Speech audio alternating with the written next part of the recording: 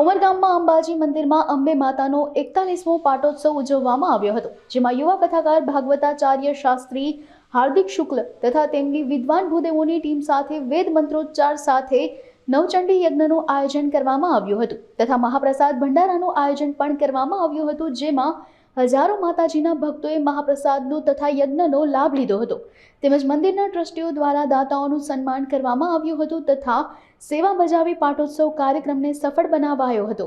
દરેકને જય માતાજી।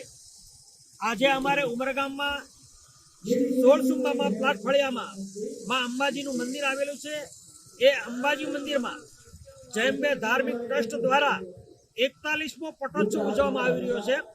આ 41મા પટોત્સવ નિમિત્તે નવચંડી યજ્ઞ અને ભંડારાનું આયોજન કરવામાં આવેલું છે। અમારે ઉમરગામ છે એ ગુજરાતનું પ્રવેશદ્વાર ઉમરો કહેવાય અને ગુજરાતનો છેવાડો તો માં અંબાજી મુખ્ય મંદિર છે અંબાજીથી અંબાજી સુધી આ માતાજીનો પ્રતાપ છે। લોકો અહીંયા પગપાળે પોતાની માનતાઓ લઈને અંબાજી મંદિર સુધી આવે છે અને આ માં સાક્ષાત છે અને દરેકની માનતાઓ પૂરી કરે છે। એટલી માં સાક્ષાત હાજરો હજાર બિરાજમાન છે।